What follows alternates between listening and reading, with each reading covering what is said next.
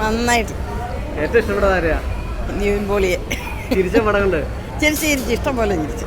എല്ലാവരും ചിരിപ്പിക്കാൻ വേണ്ടിയതാ. ചിരിപ്പിച്ച സംവിധാനം തന്നെ എന്ന് പറയാം. വിനീത് ശ്രീനിവാസനെ നമ്മൾ ചിരിപ്പിച്ചത്. നിവിൻ പോളിയൊക്കെ വെറുതെ അടിപൊളിയായിരുന്നു. ധ്യാനം സെറ്റപ്പ് അല്ലേ? നിവിൻ പോളി ഒന്നും പറയല്ലോ, ഒരേ പൊളി. ഇഷ്ടപ്പെട്ടു. ഏറ്റവും ഇഷ്ടപ്പെട്ട ആരെയാ? എല്ലാരും ഇഷ്ടപ്പെട്ടു. നിവിൻ പോളിനെ എല്ലാരും ഇഷ്ടപ്പെട്ടു. നിവിൻ പോളി ഇൻട്രോ ഒക്കെ അടിപൊളിയാണോ? ഇൻട്രോ അടിപൊളിയായിരുന്നു. ശരിക്കും ഇഷ്ടം പോലെ ഉണ്ട്. നല്ല പടമാണ്. ഏറ്റവും ഇഷ്ടപ്പെട്ട ആരെയാ? ഏറ്റവും ഇഷ്ടപ്പെട്ടത് അത് പ്രത്യേകിച്ച് പറയാനില്ല, എല്ലാവരും ഭയങ്കര ഇഷ്ടപ്പെട്ടാണ്. സൂപ്പർ പടം. സൂപ്പറാ.